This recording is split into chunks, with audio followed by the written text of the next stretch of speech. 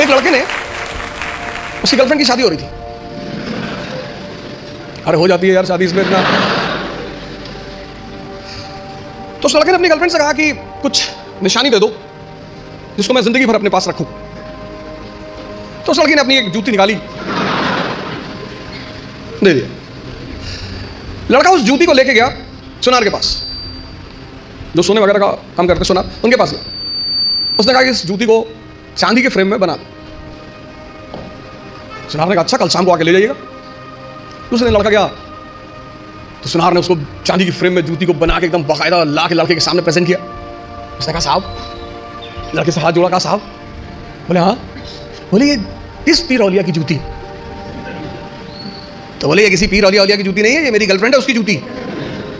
सुनार ने जूता निकाल के 3-4 जूता मारा। तो बदतमीज सही गए। लड़के ने क्या हुआ, कहा कल से मेरा पूरा खानदान इसको 20-20 बार चूमे जा रहा है कि किसी औलिया की जूती, औलिया की जूती, औलिया की जूती।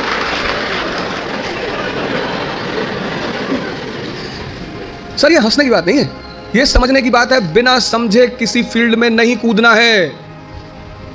यही तो शुरुआत है सेमिनार की कि तुम जहां बैठे हो वहां आईएएस असंभव है, और रामेश्वर जहां बैठा है वहां आईएएस मजाक है। तो ये असंभव मजाक में कैसे बदले, कैसे तुम यहां आकर बैठो? उसका पहला सूत्र यही है कि जिस फील्ड में भी कूदना चाहते हो पहले उसको समझो, वो क्या है, उसमें क्या करना पड़ता है, उसके स्टेजेस क्या क्या हैं, कितना समय लगता है। दुनिया में असंभव ही मजाक बनते हैं। और ऐसे सामान्य, हम इकरा की एक बहुत अच्छी अदा रही है, हम हमेशा उस एस्पिरेंट को कॉल करते हैं जिसने वो असंभव को मजाक बनाया। सैफिन भी आया था, उसने भी असंभव को मजाक ही बनाया था। सामान्य, अति सामान्य परिवार, अति सामान्य, सामान्य भी नहीं, अति सामान्य। सामान्य में तो कम से कम आपको खाना मिल जाता है, माँ बाप कुछ पैसे भेज देते हैं। अति सामान्य, खाने का पता नहीं मिलेगा कि नहीं, पिताजी महीने में कितना पैसा भेजेंगे। अति सामान्य, अति सामान्य व्यक्ति के लिए लड़ना बहुत बड़ी बात होती है। लड़ना तो सबको है, लेकिन जो अति सामान्य, पहला सूत्र यह है कि जिस भी फील्ड में कूदना है, बात समझ में आ रही ना? जिस भी फील्ड में कूदना है, जहां भी जाना है, जिसकी भी प्रिपरेशन करनी, साइकिल है प्रिपरेशन। आज तुम्हें साइकिल चलाना मजाक लगता है।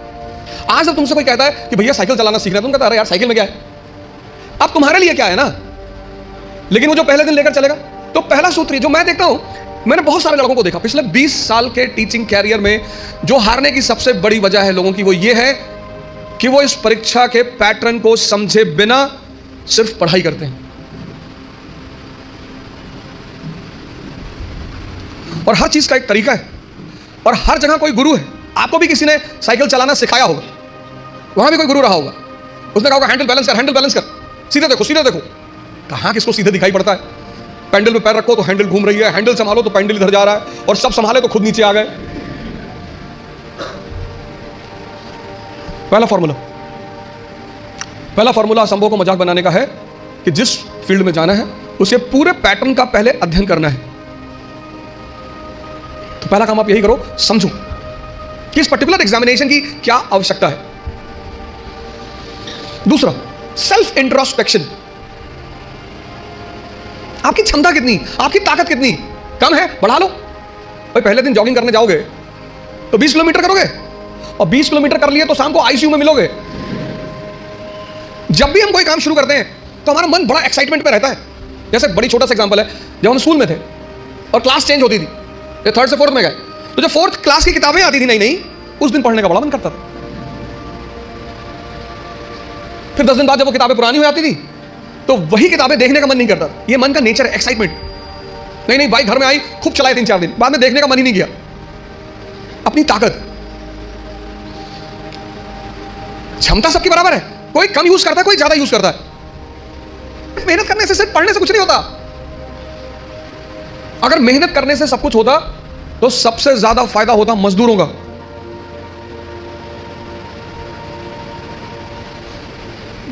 और राजा भी मेहनत करता है, मजदूर भी मेहनत करता है, मेहनत दोनों करते हैं। राजा की मेहनत छिप जाती है। क्यों छिप जाती है? क्योंकि वो फॉर्च्यूनर में चल रहा होता है, तो लोग उसकी मेहनत नहीं देख पाते, उसकी फॉर्च्यूनर देखते हैं, उसका कपड़ा देखते हैं, उसका घर देखते हैं, इसलिए राजा की मेहनत दिखाई नहीं पड़ती, लेकिन मजदूर की मेहनत दिखाई पड़ती है। मेहनत दोनों करते हैं। फर्क क्या होता है? एक बिना सूत्र के करता है, बिना फॉर्मूले के करता है, कुछ भी करता है। आज ये किताब खरीद लाया, कल वो किताब ले आएगा, फिर एनसीईआरटी ले आएगा, पढ़ा जा रहा है, पढ़ा जा रहा है। सदाशिव पेट में खड़ा है या बोले चाय की दुकान पे, किसी ने कह दिया पॉलिटी की नई किताब आई है, तुरंत देखेगा, अच्छा कौन सी भाई साहब? पता लड़कों ने बता दी कि ये किताब, गए बाजार से किताब लिया है। मजदूर का अप्रोच नहीं है। मेहनत तो करना ही है, वो उस पर तो बात ही नहीं करनी, मेहनत तो करना ही नहीं, मेहनत पे तो सॉरी बात ही नहीं करनी, बात करनी है मेहनत के अप्रोच पे। क्षमता सबके पास है। ये दो पेट है, मैं बार बार कहता हूं, एक पेट ये, एक ये। तो अगर ये 4 रोटी हजम करता है और पहले दिन तुमने इसे किसी दिन 15 रोटी दे दी, वॉमिटिंग शुरू। जितने लोग तैयारी शुरू करते हैं, मैंने देखा शुरुआत में इतना पढ़ना शुरू करते हैं, पहले दिन से 10 घंटा 15 घंटा आराम से। आपको पता नहीं, आपको लगता नहीं कि ये पेट है ना, हजम करना होता है, सिर्फ अंडरलाइन करना नहीं होता। मैंने 98% स्टूडेंटों को देखा है, वो किताब को अंडरलाइन करने को पढ़ाई मानते हैं।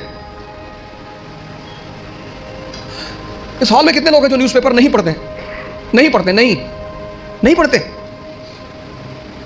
सारे लोग न्यूज़पेपर पढ़ते होंगे, 2-4 होंगे जो अभी नहीं पढ़ते होंगे, बाकी सारे लोग पढ़ते हैं ना, है ना? अभी जापान के एक नेता है शिंजो अबे, उनकी हत्या हुई। उनकी पॉलिटिकल पार्टी का क्या नाम है? हाँ?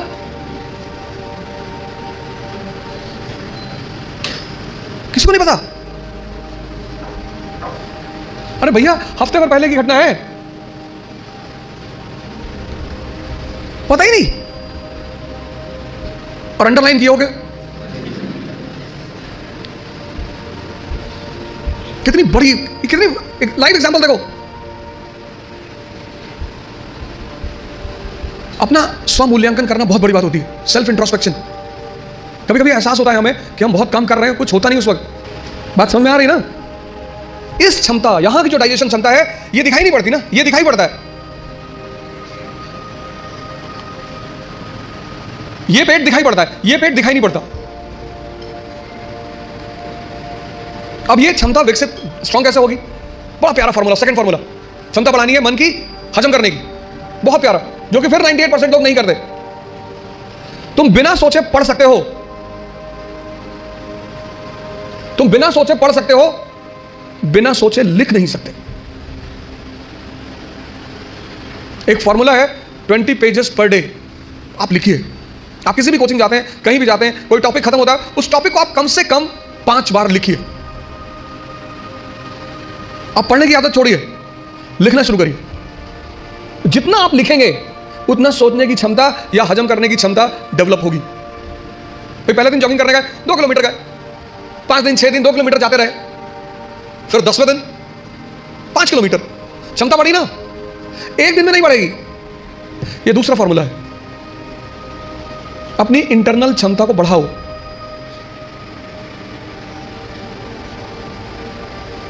नहीं बात क्लियर हुई? हाँ? कितने लोगों को इस बात का वो रहता है, मुझसे बहुत सारे लोग मिलते हैं, सर हमें कुछ याद नहीं रहता। आपने हजम ही नहीं किया। मूवी आपको पूरी याद रहती है ना, नॉवल पढ़ा आपने पूरी याद रहता है, पूरा नॉवल, एक एक लाइन, एक एक कैरेक्टर याद है।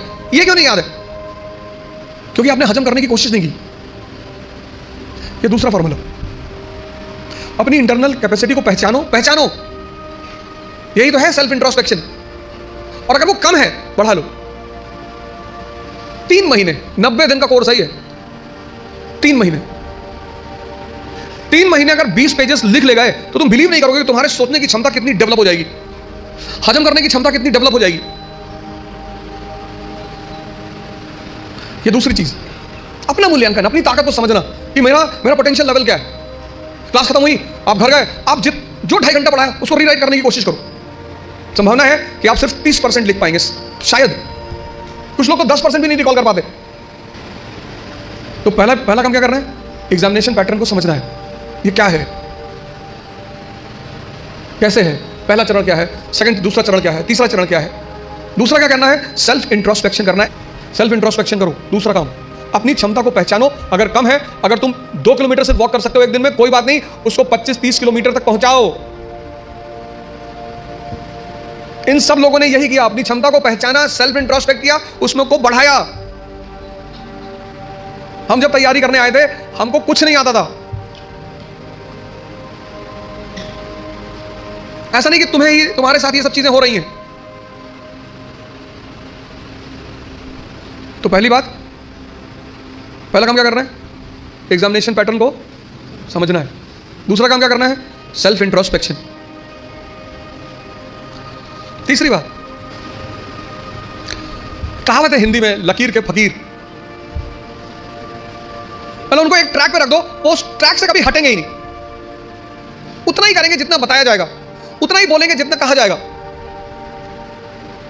जो जिंदा दिमाग है, जिंदा, वो अपने समय को, जैसे अगर आप आईएएस मेंस का पेपर देखें तो 1970s के जो क्वेश्चन थे वो अलग थे, 1990s के क्वेश्चन अलग हो गए, फिर 2000 के बाद क्वेश्चन बिल्कुल अलग हो गए, और आज तो जो मेंस का पैटर्न है क्वेश्चन पूछने का वो तो एकदम पलट चुका है। अमेरिका का एक विद्वान था थॉमस जेफरसन, उसने कहा किसी भी संविधान को सिर्फ 19 साल चलना चाहिए। थॉमस जेफरसन, जब अमेरिका में संविधान लिखा जाने लगा तो उसने कहा किसी भी संविधान को सिर्फ 19 साल बस, क्योंकि 19 साल बाद बहुत सी चीजें बदल चुकी होंगी। तो जब चीजें बदल जाएंगी तो फिर संविधान लिखा जाएगा बदली हुई परिस्थिति के हिसाब से।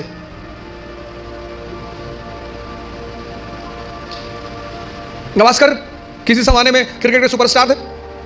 गावस्कर को रिप्लेस किया सचिन तेंदुलकर ने, सचिन तेंदुलकर को रिप्लेस किया विराट कोहली ने। अब विराट कोहली को भी कोई रिप्लेस करेगा। समय की जो सबसे बड़ी चीज है वो है change. Change is the law of nature. और जो चेंज को नहीं समझेगा, सिर्फ पढ़ाई करने का मतलब ये नहीं होता कि आप रट लो किसी चीज को। तीसरी सबसे बड़ी चीज ये है कि तुम्हारी जो समय है, सिचुएशन, परिस्थिति, इकोनॉमी, सोसाइटी, पॉलिटी, और सब इंटरकनेक्टेड है। स्कूल में हम क्या करते हैं? सबको सेग्रीगेट करके पढ़ते हैं, अलग अलग। लेकिन सिविल सर्विस में सब एक दूसरे से जुड़े हुए हैं। तुम्हारी जो परिस्थिति है, तुम्हारा जो समय है, उसको देखना, उस पर गौर करना बहुत जरूरी है। अगर तुम अपने समय को नहीं, उस परिस्थिति को नहीं पहचानते। 17 का क्वेश्चन पेपर अलग था क्योंकि तब इकोनॉमी और सोसाइटी अलग थी। 80 का क्वेश्चन पेपर अलग था क्योंकि तब इकोनॉमी और सोसाइटी अलग थी। 91 के बाद तो ड्रास्टिक चेंज आया, एलपीजी, तुरंत यू टर्न मारा एग्जामिनेशन पेपर ने, और अब एकदम अलग परिस्थिति दुनिया में चल रही है। पूरी दुनिया में, कहीं एक जगह नहीं चल रही, पूरी दुनिया में। ये तीसरी चीज है, अपना समय। सिर्फ ये नहीं किताब ले लिया रटे जा रहा है, एलपीजी क्या है, connectivity. Bharat unity in diversity का देश है, आज से नहीं, प्राचीन काल से। और उस यूनिटी इन डाइवर्सिटी की मुख्य वजह क्या है? भारत की ज्योग्राफी। कल्चर किस पे डिपेंड करता है? ज्योग्राफी पे। कल्चर मतलब ड्रेस, कल्चर मतलब खाना। कश्मीर का हिंदू और तमिलनाडु का हिंदू, दोनों के ड्रेसिंग सेंस अलग अलग होंगे क्योंकि दोनों की ज्योग्राफी अलग अलग है। गुजरात का मुसलमान और नॉर्थ ईस्ट का मुसलमान, दोनों का ड्रेसिंग सेंस अलग अलग होंगे, और खाना भी अलग अलग होगा। तो अशोक को, जैसे आज हिंदू मुस्लिम ईसाई के बीच तनाव है, ऐसे अशोक को बुद्ध, ब्राह्मण और जैनों के बीच तनाव का सामना करना पड़ा। और टेंशन चाहे फैमिली में हो या राष्ट्र में, विनाश करती है। जो तुम आज सिचुएशन देख रहे हो, ये सिचुएशन अशोक के सामने भी थी। तभी तुम उसे दाग्रेट कहते हैं, जिसको समझ में आ रहा हो। और फिर वो धम्म की नीति का प्रतिपादन, पॉलिसी ऑफ धम्म, और उस पॉलिसी ऑफ धम्म में वो कहता है सारवृद्धि, कि प्रत्येक व्यक्ति को हर धर्म के बेसिक सिद्धांत को समझना चाहिए। और किसी भी धर्म का बेसिक सिद्धांत, वो चाहे इस्लाम हो, चाहे हिंदुइज्म हो, चाहे क्रिश्चियनिटी हो, बेसिक सिद्धांत किसी भी धर्म में कोई अंतर नहीं है। बेसिक सिद्धांत इस्लाम, क्रिश्चियनिटी। इसी में तो दाराशिकों ने किताब लिखी थी, Majmul Bahrain, the meeting of two oceans, Islam and Hinduism. वो जो अशोक के समय परिस्थिति थी, बुद्धिस्ट, ब्राह्मण और जैनों के बीच तनाव, वही परिस्थिति मेडिवल इंडिया में अकबर के सामने थी।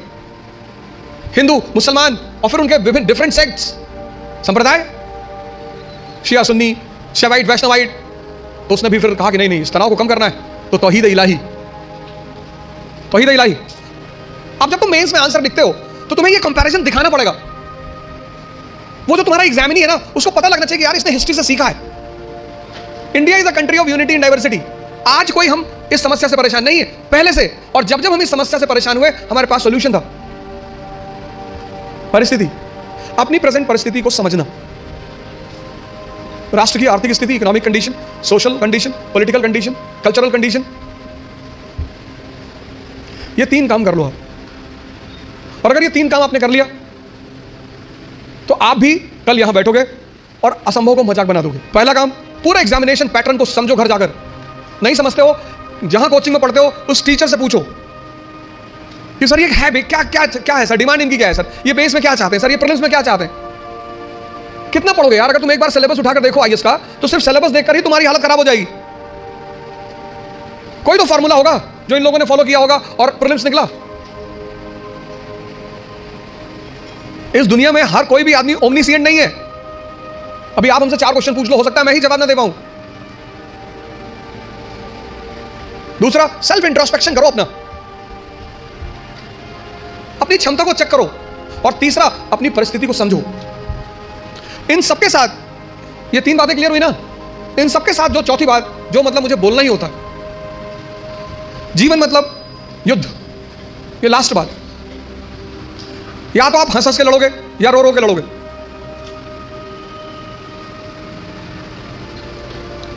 जीवन मतलब युद्ध। 2 लोगों के जीवन में कोई लड़ाई नहीं है। एक चपरासी के जीवन में, चपरासी, कुछ लोग मुझसे कहते हैं मुझे चैलेंजेस नहीं चाहिए लाइफ में। बहुत अच्छा, चपरासी बन जाओ। चपरासी का काम क्या है? साहब के ऑफिस के बाहर बैठा हुआ है, जो भी मिलने आया मीटिंग करा दी, वरना बैठे हुए, क्या फर्क पड़ता है? और वो भी चपरासी अगर ब्यूरोक्रेसी का है, जुडिशरी का है। भाई राजा से मिलने के लिए जो सबसे अहम आदमी होता है वो यही लोग होते हैं। यही इंफॉर्मेशन देते हैं, साहब कितने बजे आते हैं, साहब कितने बजे आते हैं, कहां जाते हैं, गोल्फ खेलने कहां जाते हैं।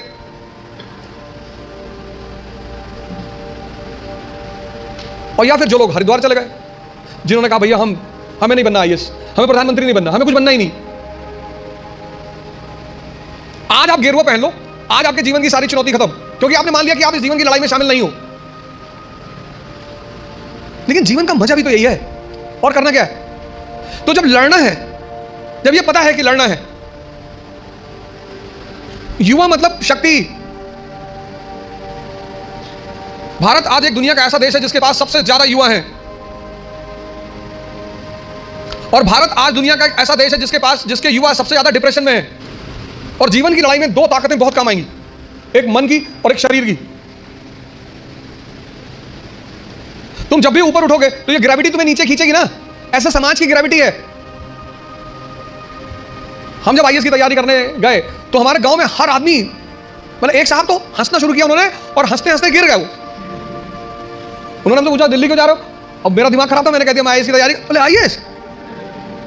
फिर वो हंसने लगे और हंसते हंसते वो गिर गए।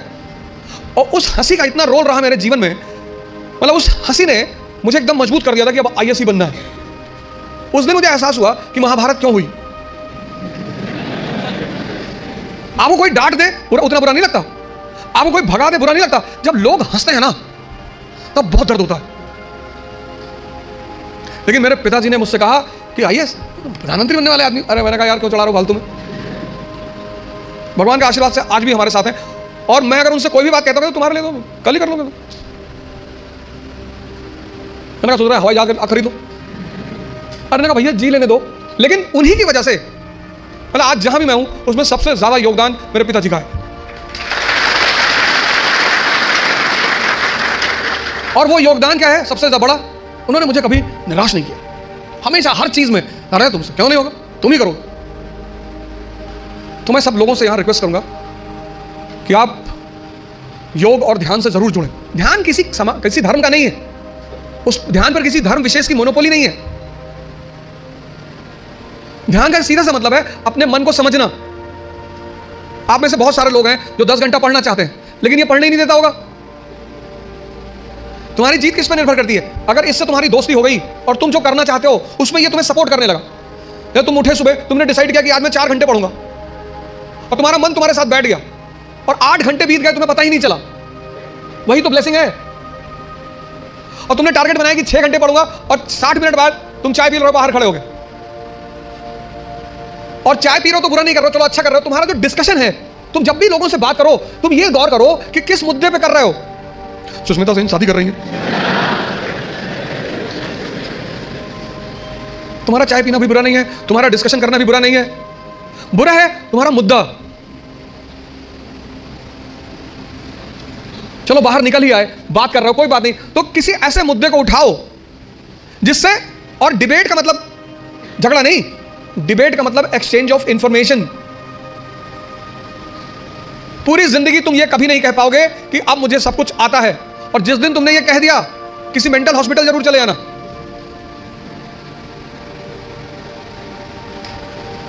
अपने आप को ताकतवर बनाओ, फिजिकली और मेंटली, क्योंकि यही ताकत तुम्हारा उत्साह बनेगी। मुझसे लोग पूछते उत्साह कहां से आता है? शक्ति से। ये जो एंथुसियाज्म है, ये जो कॉन्फिडेंस है, ये ताकत का खेल है। अपनी पढ़ाई के साथ जिस चीज को तुम निगलेक्ट करते हो, जो निगलेक्ट करते हो, तुम उस पर ध्यान ही नहीं देते, वो चीज है तुम्हारी पर्सनैलिटी। पढ़ाई के साथ साथ जो इक्वली इंपॉर्टेंट चीज है वो है पर्सनैलिटी, तुम्हारी साइकोलॉजी, तुम्हारा सोचने का तरीका। 4 बातें आज के इस सेमिनार में मैंने 4 बातें बताई। पहला, पैटर्न ऑफ एग्जामिनेशन। दूसरा, सेल्फ इंट्रोस्पेक्शन। तीसरा, सिचुएशन। और चौथा, पर्सनैलिटी।